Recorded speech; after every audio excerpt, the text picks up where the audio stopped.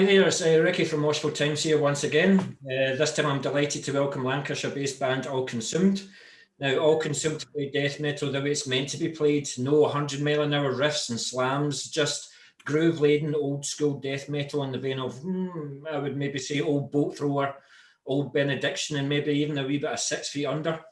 But these guys just want to get you headbanging again, so I'm absolutely delighted to welcome guitarist vocalist Darren. We also have the drummer Dave, we've got the vocalist Mike, and last but not least, we've got the bassist Rich. So how have you guys been doing? How's things been with all this lockdown crap? Has everybody's jobs and friends and family been okay? Yeah. Luckily, family's been all good. Yeah. A lot of working from home. But... Been quite lucky, really, haven't we? Collectively, I think we've been all right. So. Yeah, I was made redundant last year, and I was lucky enough to get another job. But I'm fed up looking at a laptop all day, every day. I need to get back out and see candidates face to face again. But hopefully, the world's beginning to open up a wee bit. But with 2020 being the shit year that it's been, it's extremely pleasing to hear that you guys have been busy at it and you've written a new album, and it's just been released. I think it's just been released last week, actually. It's called Rise of the Godless. So how are you guys feeling about finally getting it out there for the masses to hear then? Good. Great to get it out. It's took long enough. It's felt like a longer process than it usually would have been. It's nice to finish it up and realise that it's out there, people can hear it, and feedback seems to have been good up to now. Yeah, good. At one point, I think I'd been in the band 8 months and we'd had 2 practices. So that was a strange dynamic. So would you say that it could have been out at the beginning of this year if everything was okay? I think it would have been out earlier, wouldn't it? If there hadn't been the pandemic, if we hadn't had the restrictions, I don't think it would have been like vastly earlier, because at the end of the day, it was ready when it was ready. The only thing I think that we were really delayed with was actually getting it recorded. So I think it would have been a bit earlier. Yeah, if we could have got in studio, it probably would have been back in the last year, maybe, if we could have got in. But yeah. So when was the last time that you guys actually got together? I take it, well, was it pretty much like last summer and autumn you just couldn't meet? It's I can't even think now. When was it all lifted and we could actually get back together? It's just been a blur, because we could once we could, we were on it, you know. For quite a long time, we weren't even able to go to the rehearsal rooms because they were closed. So we couldn't do anything. Not a thing. Yeah. I saw some studios when I've done other interviews. It's sort of like it's been split into corners, and there's like tapes, and this is your allocated space, and all that. It's just absolute nonsense. No, we couldn't even get into the building for us to rehearse. It was all shut down, all locked down. Yeah. It's easy enough for you guys, Darren and Rich, just to pick up your guitars and your bass and stuff like that. So Dave, how did you keep on rehearsing? Did you get your kitchen pots and pans out, and how did you? No, to be fair, I'm actually in another band, which is it's a covers band. It's completely different, but I have another drum kit in another rehearsal unit. And that particular rehearsal unit is it's open 24 hours. You can just let yourself in whenever. So I was able to go in when there was nobody else there, so I could go in by myself. And that's when we had the album was written. Before we went into the studio, I would go there by myself with a backing track just on my phone, and I'd just play along to it. So I was doing that a couple of nights a week for quite a while before we went to record, just to make sure that I was getting enough practice in and I was up to, sort of recording, ready, the level to record, making sure I was getting practice. So All right, cool. Thanks a lot for that, guys. So going back to Rise of the Godless a wee bit, for those that are new to the band, then how would you say it compares to your early material? And do you think you've found the sound that you've been looking for with this new material? Yeah, well, I mean, going back a long time, like as in 20 odd years, I was doing death metal, probably when old school death metal was just death metal. And then I've been around the houses doing all sorts of other kinds of music, like veering off into different styles. So I think one band I was in was described as miserable dance music. And then I've just gone all the way back round to death metal again, which is now changed into old school death metal. And yeah, I'm loving being back playing heavy music, which is where I belong. Yeah. Yeah, cool. Thanks for that, Rich. What do you think, Darren? This album is, I would say, it is different compared to others, but then each album has got different. I suppose we've grown as when the longer we've been together, we've grown and we know things seem to flow better. That makes sense. Yeah. But I'd say it is more old school based, a lot more chuggy, head banging riffs. You know, not some of the older stuff is a bit faster. Yeah. Maybe because we're getting older, I don't know. It's slowing down a bit. Excuse me. But, yeah, I like it. So how are the songs constructed in the studio then? Are there the main songwriters to the songs, or would you say that all consumed, everybody contributes? I'll tend to write something at home, a few riffs, a few ideas. Yeah. Sometimes a rough structure, depending on how it's flowed together. But then obviously we have to get together and get the drums to it, and show Richard, and Richard will put his input into it. Yeah, it's simple. It was different this time, wasn't it? Because in the past, in the past, it was you and Joe would bring the riffs like to the rehearsal, and then you'd have an idea of how, like, you'd be like, oh, the drums are going to be like this or whatever. So I'd kind of start writing the drums based on how you thought it would go with that riff. But we decided this time, we consciously said right from the outset that we were all going to have a bit of say with everything. So, you know, obviously it starts off with an idea, with a riff or something like that, but then we all kind of had input into everything, into like the tempo, into like how the drum fills would go, how like even down to like how some of the guitar parts were played. It just, we all wrote it all, like all four of us basically, which we've not done before, but it works. It really works. I think doing it that way has created it is slightly different from what we've done in the past. It sounds a bit different, but it's not lost the all-consumed identity. But you know, it works. It was a different way of writing it, and it's Do you think it's something that you're going to take forward, and do you think that's what's contributed to the maybe a wee bit change in the sound compared to previous albums? I mean, possibly it worked, but that's not to say that if one of the guys came in and said, listen, I've written this song like literally from start to finish and I really want it to go like this, we'd say no, we all have to have a say in it. But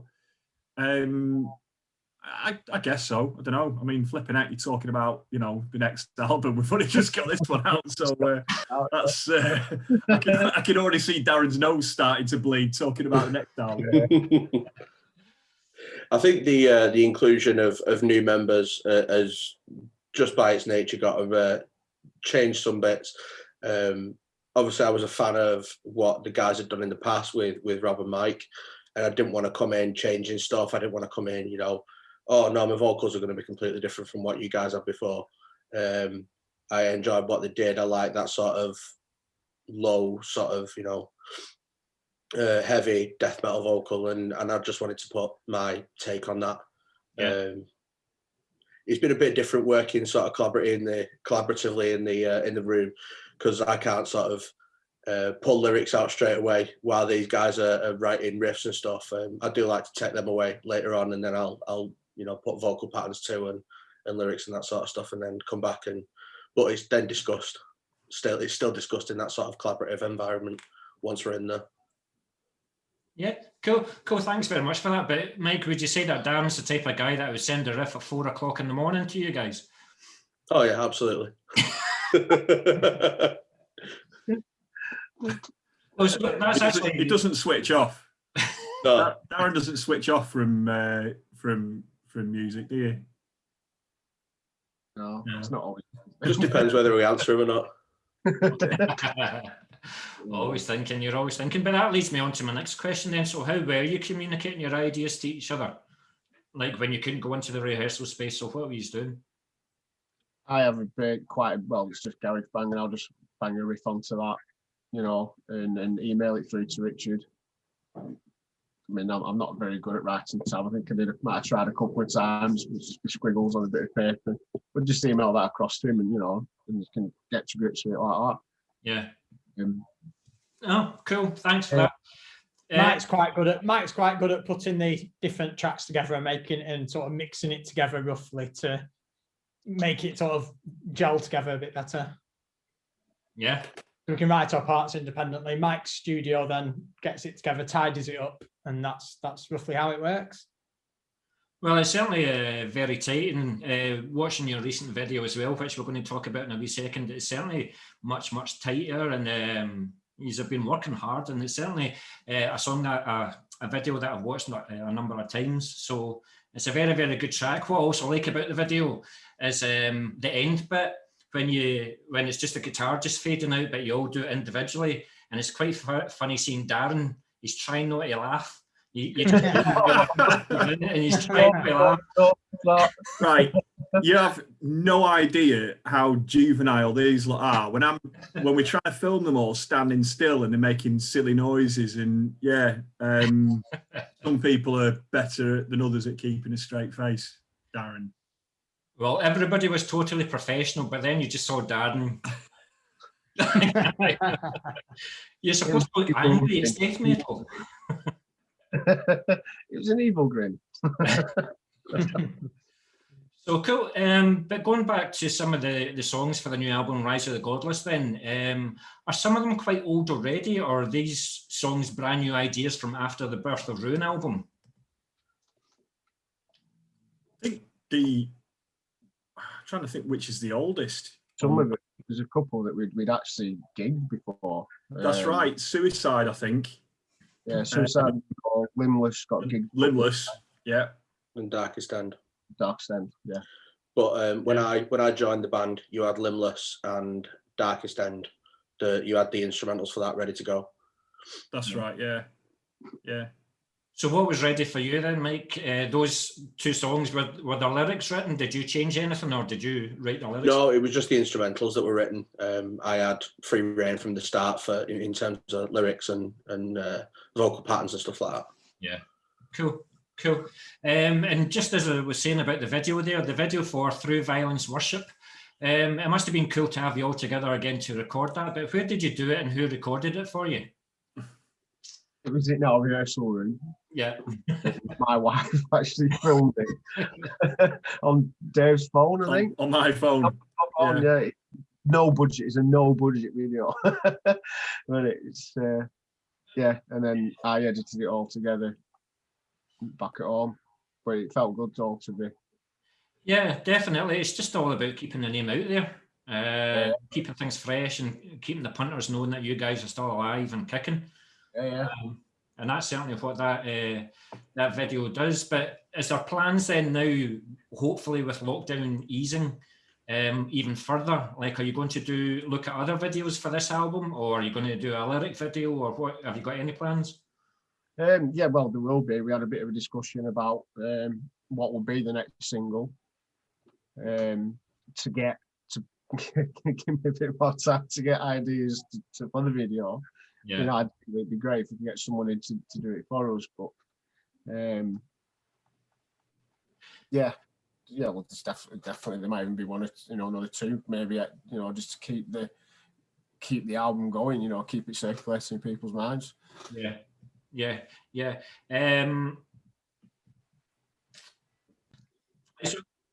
Thanks very much for that, guys.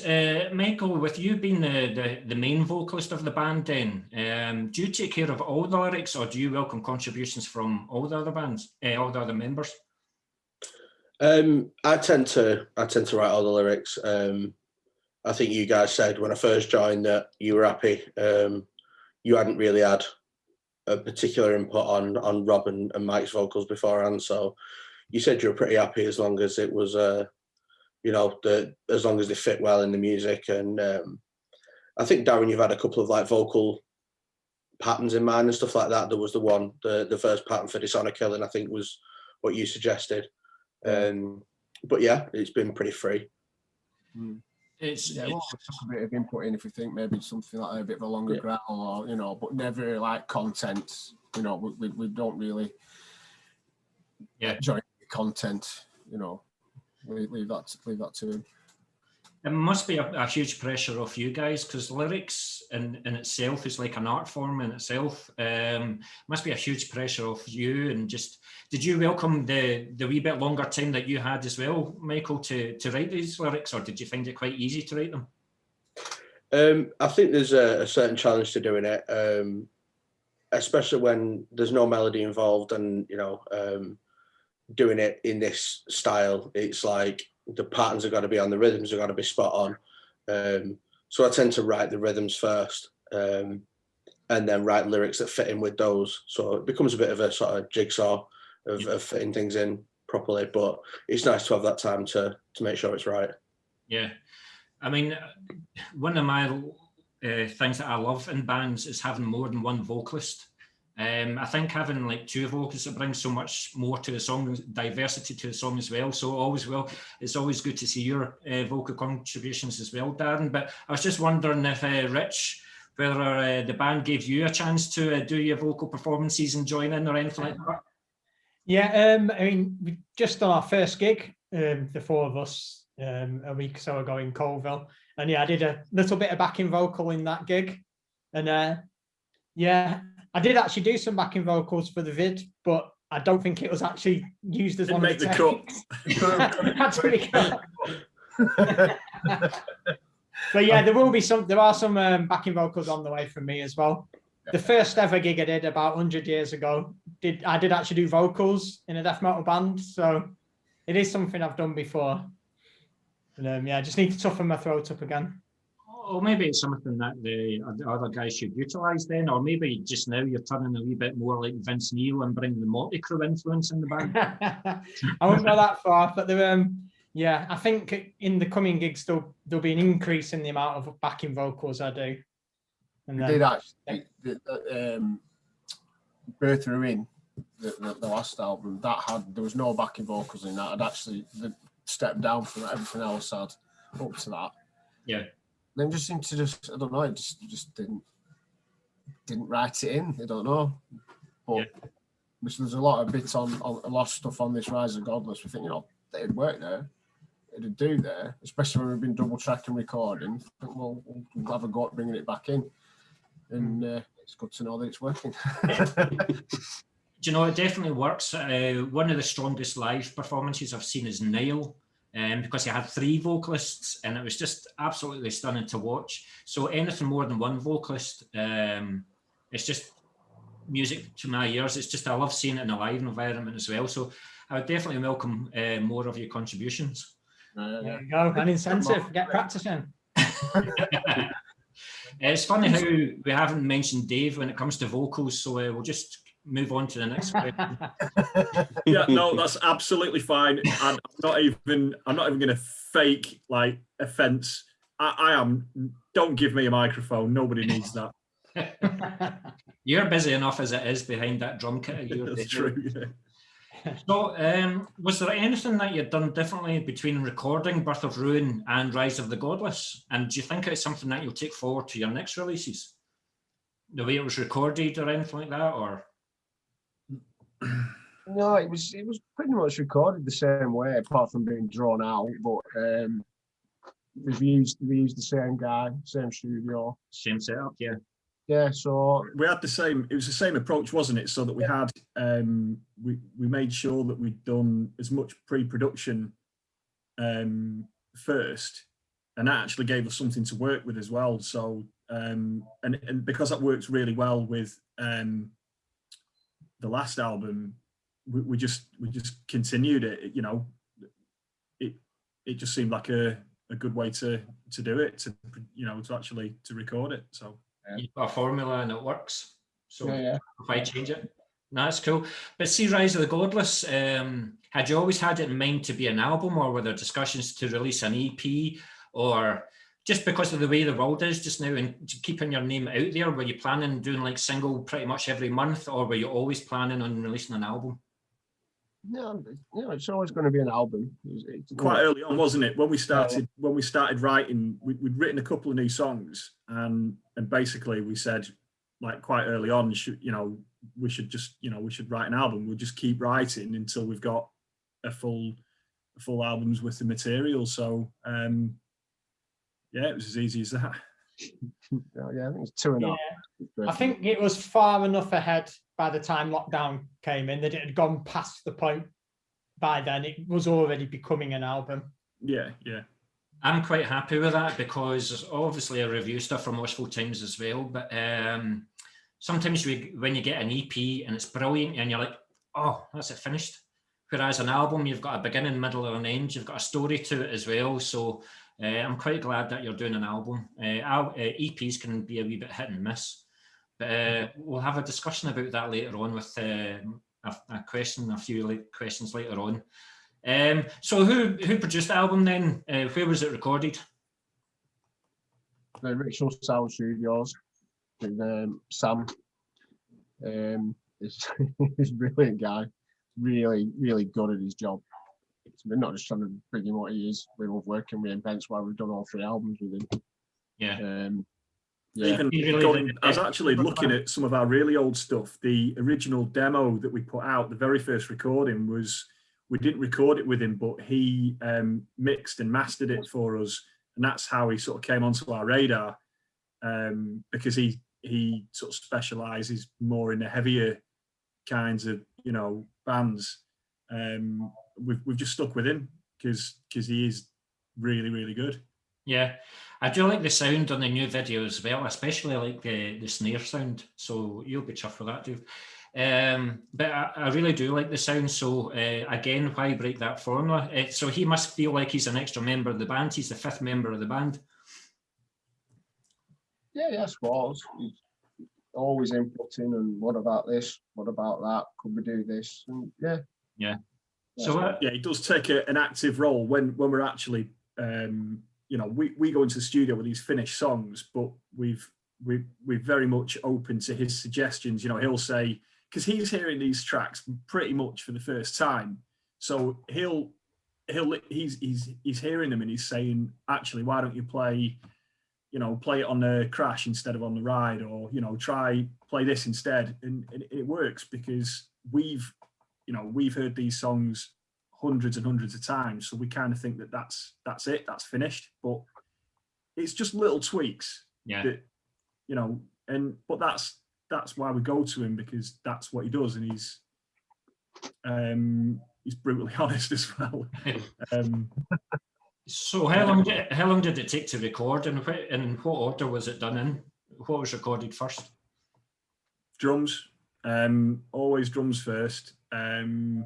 And then we did, this time we did the guitars as well. We did the drums and the guitars over a weekend. And then when we went back in, we did the bass and the vocals. And again, that was just another weekend. So was it pretty full on, like 12-hour shifts? Yeah, there were long days. The first day is it's, for the most part, when we go to record the drums, the first day you basically half the day is getting the kit set up, getting it mic'd up, and getting your tones right, tuning the kit, making sure everything's in the right place, and so you have to allow for that, because you've still got you've only then got a bit of the afternoon to try and get, and it takes.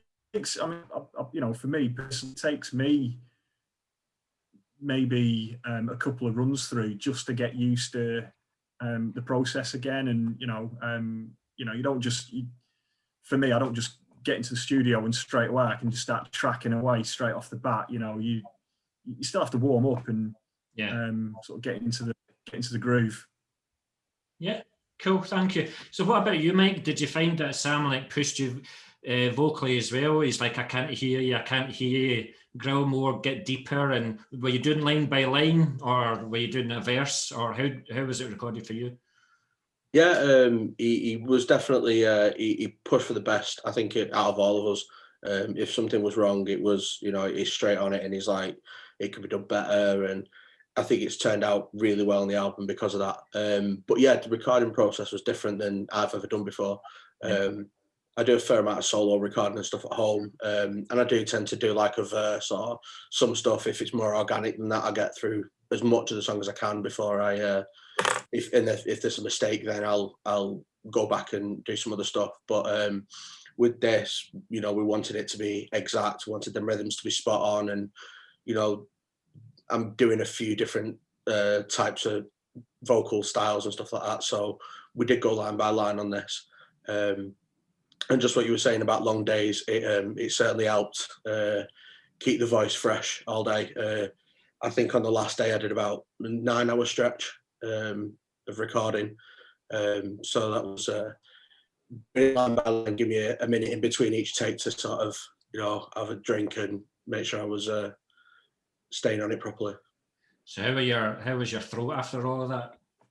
It wasn't too bad. It's easier than a gig because you've not got that adrenaline going, and you can sort of sit back and calculate what you're doing, and it's not quite as frantic an environment. Yeah. Well, Richard, I'll let you be, because the bass would have been easy to have done, wouldn't it? You were the least awkward and straightforward, weren't you? Oh, one take. He said it was perfect. No, it was good because he, compared to other recording studio guys, he's made me play every single bit of the album all the way through, where some people sort of copy and paste a lot. I like the way that I got to play every line of the album as a completely different line. So there's not a lot of copy and paste and play it once, copy 16 times like I'd probably do being lazy at home. No, you play everything, and that was good. But at the same time, if it makes more sense to do something in 2 recordings, then it'll allow me to do that. So I liked the flexibility there. It all sounds as if you had a positive recording experience. So yeah, I was very happy with it. Yeah, excellent. So you released Birth of Ruin in October 2018. So you've been lucky enough to get quite a good touring run out of it. But what touring commitments did you have planned that got shelved in 2020? Were you looking to see if you can get into Europe, or? That's always been a big aim, that really. Did you have anything confirmed? Nothing booked. There was nothing booked or planned to go to Europe. There was gigs, obviously, that did get cancelled. Yeah. I can't remember how many now. There's quite a few. Luckily, we hadn't booked any. When we say tour, we'll go for like 3-4 days at a time, over a weekend. Yeah. We kind of got fortunate in a way. Like it was like one-off gigs here and there that got cancelled. So there was no epic. Yeah. No epic cancellations, I suppose. So it's also good to see on my Facebook posts and flyers of gigs coming back then. So what have you got planned from now towards the end of the year? I don't forget what have we got. We've got the Blackpool gig. Yeah, that's right. Blackpool, got a hometown gig. Yeah, the hometown one's the 4th of September at the Adelphi in Preston. Yeah. None of this is out there, so whether we should be telling you or not, it's another thing. But yeah, and then we have got a 3-day getaway in October, which is Nottingham, Bristol, and Trey Forest in South Wales. Yeah, Forest. Yeah. Cool. Eradication Fest in November. Have you ever thought about going coming north of the border? Not that we'll let you in. See, the Hadrian's Wall has now been resurrected. But we've played in Scotland a few times, haven't we? Yeah. Dundee twice, Perth, That's what I was going to say. I mean, Glasgow's got a huge scene. I mean, there's so many venues to play in Glasgow, and the same in Edinburgh. But a place where I would strongly urge to play is Aberdeen. I know it's a bit further north than Dundee, but they're just screaming out for gigs. They've got another huge scene up there as well. Yeah, you've got Perth and Dundee where you've been to, but Glasgow and Edinburgh seem to be the main ones. What gets me is one of the bands that have reformed, Halloween, and they've got 7 members and Kai Hansen and all the rest of it, and they're doing a European tour with one UK date, and you can guess where that is. It pisses me off, but it's good to see that you guys travel about wherever you can get a date and a gig, you'll play it. Yeah, pretty much. Yeah, we've had some. Yeah, I mean, the thing is as well, we've had some good shows up in Scotland, and we've always enjoyed it. And as far as we're concerned, we'll go where we get a good reception. Like there are some areas where we've tried a few times at different venues, and it's for one reason or another, it just hasn't really worked. So, we sort of stay clear of them. But we've got a good idea now of where, what sort of areas we can draw a crowd, where there's other bands that are similar to us, where we can get a decent lineup and we can actually make a really good night of it. And I'd go as far to say that going up into Scotland, I don't think we've not really had a bad experience. It's been quite messy at times going up there. But it's been a lot of fun. Yeah, I played it. Even places like Dumfries years ago. Even places like Dumfries. There's a good death metal band from Dumfries called Bloodthread, and they always get a strong following when they play Dumfries. So tag up with them. There's loads of bands in Glasgow and stuff like that. So yeah, you know the promoters and stuff. So it's just a case of coming back up here again, which we'll certainly welcome you with open arms. Be on the border waiting. So you've not long been signed to Unearth Music then. So how have things been with them so far, and what would you like Unearth Music to do for you? Are they going to see this video? It's gone out on Moshville Times and various other Facebooks that I'm on, but I've just realised I haven't liked Unearth Music, so if they see it, then it's not through me.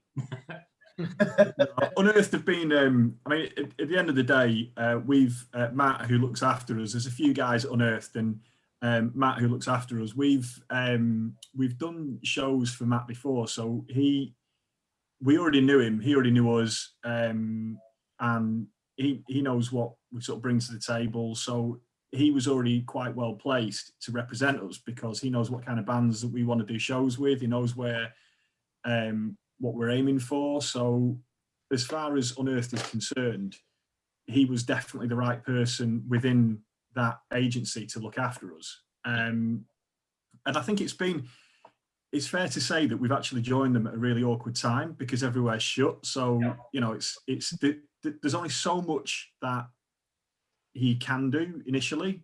But obviously now that hopefully we're coming out of this lockdown period, the idea is to try and get some more shows booked, and we'd like to, of course, we want to play the bigger festivals, we want to play some bigger stages, and hopefully Unearth can help us do that. So we've just got to hope that things just start moving forward for everyone, for all, for the venues as well, really. Yeah, no, I totally agree. Right, so thanks very much for that, guys. We're getting towards the end of the interview now, but I was just wondering what your thoughts on this were. Before the internet, magazines and fanzines were the places to find out about new bands and trends, but now publications have been replaced with thousands of websites catering for all genres. So do you think that some of the passion's been lost, or do you think that the internet's been a good thing for music and a good thing for all consumed? Personally, I think it's both. I think back to when I was in high school and I couldn't wait till like Metal Hammer came out or Kerrang, And that's how you learnt about bands. That's how you read about like up and coming bands, like unsigned bands, because they had the unsigned reviews, you know, and we've all read them, we've all seen them. And it, you know, and the CDs as well. And that's how you heard them for the first time, because you couldn't necessarily always go to the shows and whatnot. So I think in one respect, that passion that you got from really looking forward to the magazines coming out, and things like, you know, Terrorizer as well, like they all had the same sort of effect on me when those magazines, like the new magazine had come out. Yeah. And I think that's gone. I think we've lost that. Even though those magazines still exist, people just, it doesn't have the same effect because you can see everything on the internet. You can watch any gig, you can go to a gig, film a bit of it and send it to your mate, you know. And I think by the same token, the flip side of that is that it actually makes bands like us more accessible to the world. You know, we've got people listening to us all over the world, which, you know, before the internet, that just wasn't going to happen unless you've got a record deal and your album's being sold in record shops all over the world. So I think that the passion is still there, but I think it's just different now. So it's a good thing, and the internet's definitely been good for us and social media. I also think as well that a lot of bands are judged these days by what their social media presence is and how it's how well it does and how sort of popular they are. You couldn't really gauge that from pre-internet. Like you couldn't you can't tell who's reading what in a magazine. You can't tell who's reading what articles, and you know, so you can't tell whether or not there is interest in a band. Yeah. From a magazine. So of course it's been beneficial, certainly to you know, bands that are coming up through the ranks kind of thing. But I think some of the passion has gone a little bit out of it, but I don't know. No, a lot of very interesting points. I'm going to ask everyone what they think, and then I'll give my tuppence worth. So, Rich, I'm just going round by my screen. So, Rich, what's your thoughts? Well, last time I was in the scene all them years ago, you were pretty much selling CDs. Now it's changed that the music's just so accessible. All music, signed or unsigned, is just instantly accessible. It's completely different. As a music fan, in some ways it's good because you can just like go on the computer and listen to what you want. Yeah. From a band's point of view, well, I guess I might find out. But yeah, I mean, personally, I'm not used to it now. To me, it's just the way it is. So yeah, it helps me. I've heard a lot more bands than I would have done if it wasn't for the internet, put it like that. Yeah, now we've had to change with the times, haven't we? What about yourself? What about yourself? Pretty much the same as what the other two said, really. Social media does play a big part in a band's almost image, really. You know what I mean? If your social media looks good, people are going to think you're good. Same as the others. That's what I was kind of saying about you guys with the album, like, or did you consider like putting singles out regularly so you're constantly in the social media limelight and you're constantly in people's faces and people remember the name more? Well, yeah, that's the way, innit? Just release a single every couple of months or whatever. It keeps the album circulating. Enough people are going to go and buy that album. Yeah, download it. I'll listen to it on Spotify. Yeah, but yeah, everything's a lot more accessible. It's also swamped. I think it's almost too much sometimes, and you really have to stand out to make it up there. If that makes it, if that's your end goal out of it, there has to be something special. And I think sometimes that's a bit hard to get through. Yeah. In the same, because there is so much out there. But and then, like I say, in the same sense, you just have to put in Auchenstream and then you can listen. Or you'll come up on, you know, or related to search. It's No, again, all interesting points. What about yourself, Mike? Yeah, I think like the guys have said, there's things that are beneficial and there's definite downsides to it. I think with streaming being so popular, so convenient, making money is a ton harder than it was. I think you're not necessarily going to get somebody listening to your music and they'll buy the CD. You know what I mean? They can listen to it on Spotify forever, Yeah. and you get pennies.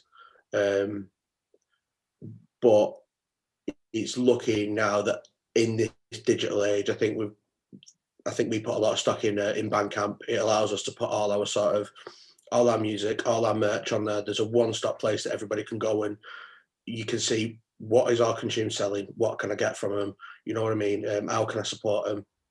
And that side of it's been really good. Like the guys were saying, we are immediately accessible, but like Darren said, got to make yourself stand out. I know I'm not particularly sociable in general. I find social media particularly tiresome, but you see the necessity of it. Yeah. No, listen, guys, it's a lot. Again, as I said, it's a lot of interesting views. I don't know if I'm older than you guys, but back in my day, there was nothing better than sending £1 or £2 away to a band, and then a couple of days later, you get a demo through the post, and you'll get a handwritten letter, you'll get stickers flying out and stuff like that, and you'll listen to the tape, and you go, don't know if I like it. But because you've invested in it, you'll give it a chance after chance after chance, and make up your mind up then. But nowadays, as you've said about Spotify and streaming, you listen to a band for 10 seconds, oh no, that's pish. And you just instantly dismiss the band and move on to the other millions of bands that are out there doing it. Yeah. So it's incredibly tough for you guys because you guys have had to adjust. The only way that you guys can make money is touring and selling merch. You're not going to make money selling CDs anymore. I grew up, CDs should be burned. It was cassettes and vinyl, you know. Oh, sorry, just to interrupt you there, Ricky. Mike, a cassette is something that we before you were born. A cassette. Yeah. No, it's quite pleasing to see though that bands are doing them again. Okay, they might only do runs of like 50 or 100 of them, but it's pleasing to see that they're doing cassettes. And I think I read somewhere that vinyl outsold CDs for the first time in decades. You know, so maybe people are getting nostalgic again, you know, and money going back to the artists. Yeah, I think people like to have something tangible, don't they? That's it. They like to have the physical product. Yeah, definitely. But again, you guys have got to do the shows because that's where you'll get a hold of the physical product, you know. So yeah. Hey, to make an album now is your outlet for doing a gig. If you know music, you can't keep gigging. You know, everyone's just going to get bored of it, aren't you? So that album is your outlet. So then go gigging. You ain't going to make any money on your album, especially at our level. It's it shows selling your merch. Yeah, you know, that's where you get your comeback. Yeah. Well, I certainly hope it works out for you guys, but I'll probably need to start another 40-minute Zoom because we're now going to talk about your musical instruments and what you use to record Fear of the Godless. So, Darren, let's start off with you then, since I think you're ready to show us what you've got. So, I'm not actually, it's in a bag. It's actually a new guitar for me this time. It's a Jackson RR24X. A 7-string? No, 6-string, Randy Rhodes. Seymour Duncan, active pickups.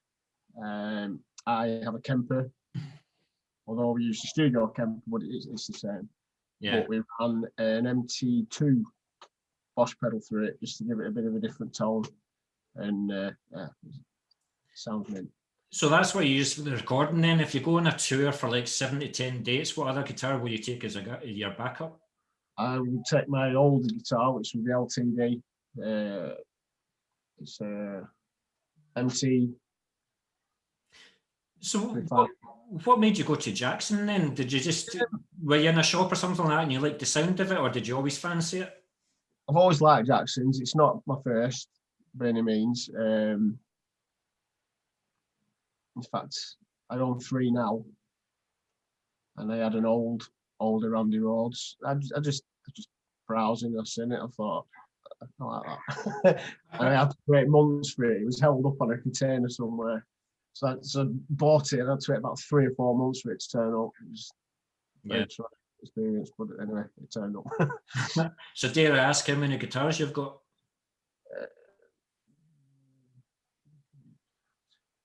We might be here for a while. No, actually, not that bad. I did get rid of a lot. It's about 6. Cool. 1 LCD, BC Rich, 3 Jacksons. Yeah, 6. So did you contemplate using, I heard you say BC Rich there, did you contemplate using the BC Rich, for example, for the recording?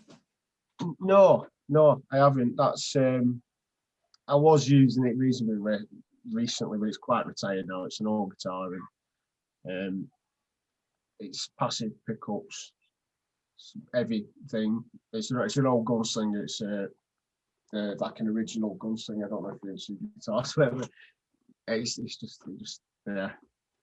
Cool. It's a bit of a pride and joy that's never going to get sold. It's beaten and battered, but yeah. Nah, you still love it though. You still love it. Oh, yeah. Thanks very much for that, Darren. Thank you. No worries. Rich, what about yourself? I'm using a Lindo bass guitar. It's actually a custom-made one. So I yeah, noticed on the video it's got 5 strings. Yeah, that's it. I've got 2 basses that they've both got. The other one's a Yamaha. They're both 5-string. Are you just showing them off, or? Well, I only use the bottom 2 for 90% of the time. So I guess the lighter 3 are for show primarily. So what did the extra string give you then that the 4 wouldn't give you? Why did you go for the 5? It's just the low, the depth of the sound. Yeah. And just the low notes basically. Yeah. And the other thing, just heavy plectrum, heavy strings. For some reason, it's given a better sound. It's like spent £1,000 on a dark glass head, and I'm realizing the plectrum makes more of a difference. And just big plectrum, big string seems to make a world of difference. Cool. So do you use any pedals yourself? The dark glass deals with all that. I've just recently started using the tuner again. Yeah, it was being used as a doorstop for the best part of a year over lockdown. Why are the guys laughing at you? It's had a few different uses as that tuning pedal. It was keeping my letterbox shut for a while when the wind was causing problems. Then as a doorstop, unbelievably, it still works. So boss tuners are versatile. And yeah, that's my only pedal. Other than that, the dark glass, as you can probably tell, technology is not my forte. You've just ruined your chance of getting an endorsement by Boss, by the way, Rich. It's multi-use. Versatile and durable. Exactly. Thanks for that, Rich. Mike, with you being vocalist then, have you gone through like a range of microphones before you've settled in the one that you used for the recording, for example, or do you just play with a microphone, whatever's there? I'll record through whatever, to be honest. I live, it's just straight up SM58. It does what it does. It's a workhorse, you know what I mean? It's just the standard for a reason. Yeah. But I knew that Sam had an SM7, which is what I've used recording before for an album. It's a great mic. Do you know what I mean? It's good in the fact that because it's got that built-in pop shield, I can hold it. Do you know what I mean? I'm not having to sort of stand away from it with it on a stand. I can really sort of get into it, and it lets me deliver better. Being able to hold it and really sort of deliver the performance that I want to give, especially on an album. Do you know what I mean? It's one shot and it's done, so it needs to be right.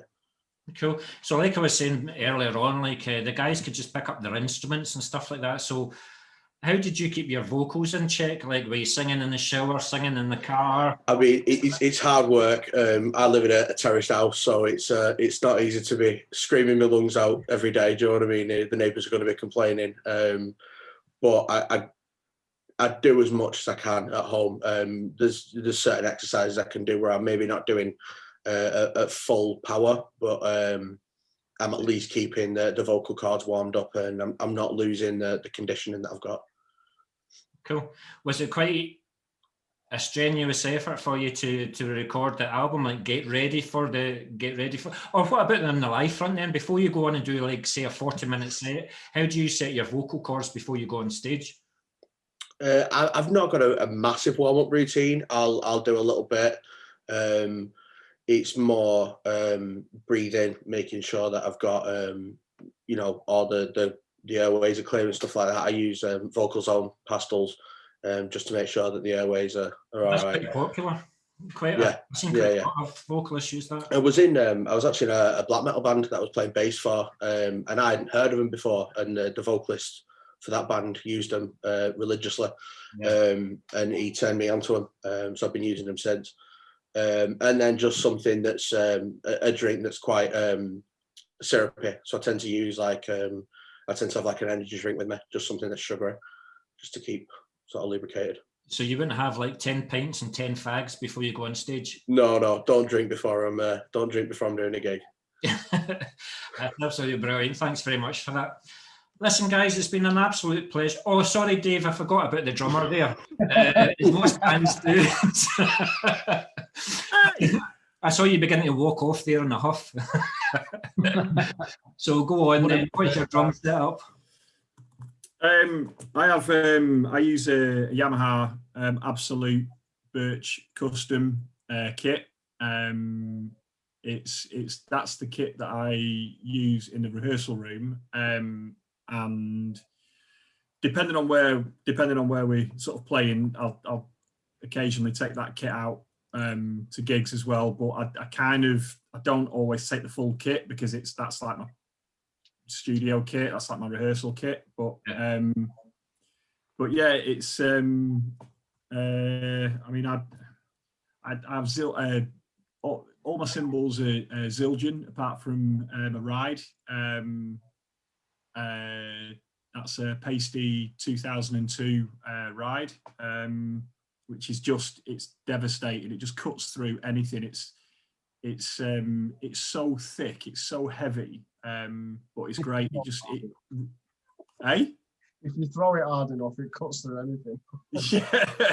yeah, it probably would actually. Yeah, and then I mean, to be fair, like everything else, it's kind of like some drummers will get like really kind of like they'll only stick to a brand. It's like they'll insist on using certain stands and whatever. But I've kind of found that as long as it's like with the hardware, as long as it's good quality, I don't really have a brand. So I tend to look for like good quality stuff that's on offer, like as and when I've needed it. So as opposed to saying, right, I'm only going to use Drum Workshop stands, or whatever. So I've got a bit of a mix of hardware. But the one thing that I have got recently, which is taking me a while to find the right one, is my bass drum pedal. And I use quite an unusual pedal because it's a center beater. It's called a center beater. So normally you'd have your pedal is you have your two beaters and then your conrod going off to one side. But with mine, the two conrods come off both sides. So it enables me to sit dead square to the kit. And there's only a few companies that make these, but I found a company from Austria that make these incredible pedals. They're all custom made to like how you want them made. It's brilliant. It's extremely well made, and it just does exactly what I need it to. It's fully adjustable, and it's prior to that I'd been using a Tama Speed Cobra, which again, it's a great pedal, but it means you have to have your drum kit slightly offset to one side, so naturally you're sitting twisted, which isn't the most comfortable way to sit. So and the only other way around that is to use like a drum racking system, and I've used those in the past, but they're a nightmare to set up, they're a nightmare to pack down, they're a nightmare to lug about, they're heavy, so so that's the only other thing really that Did the band members not help you carry it? No, none of them have ever lifted an item, and you can see by the nods of agreement. So what size of drumsticks do you use? Are they like tree trunks or? No, I have. I use Vic Firth 5B ends, so a fairly standard size actually for sort of rock and metal drummers. But I do use nylon tipped drumsticks. I know I really should use wooden tip ones because they sound better on the cymbals, and you get a truer sound as well. But I found that the trade-off is that when they get chipped, it damages your skins and it damages your cymbals. So, you know, drumsticks are a lot cheaper than cymbals. So I'd rather have nylon ones that last a bit longer. So cool. I've got one more question to ask about your drum kit then. So have you altered the snare sound? I think your snare sound has been quite similar in the recordings, or has it been quite tricky to get the snare sound that you and the guys like? I have a Danny Carey signature snare. It's a Sona snare, and it's huge. It's one of the biggest sort of snares I've ever seen. It's very, very deep. It's very, very loud, but it's also very tunable. So, you know, you could have it as tight as anything, and it'll give you a really sort of, you know, a brilliant sort of high pitched, like that classic high pitched snare sound. But to be honest, I think it's funny because it usually takes a few goes and then playing it back and listening to it, and then playing it back with a bit of guitar over it perhaps as well for me to say, actually, yeah, I'm happy with that. And I remember one of the first sort of listens on one of the recordings, and I thought, I don't like the snare sound at all. But then listening to it with everything in the mix, and it was bang on. It was just really cutting through. So, but I've had that snare for the last two albums, and it's been tuned more or less the same. So, I mean, to be honest, it sounds great anyway, but you know, again, another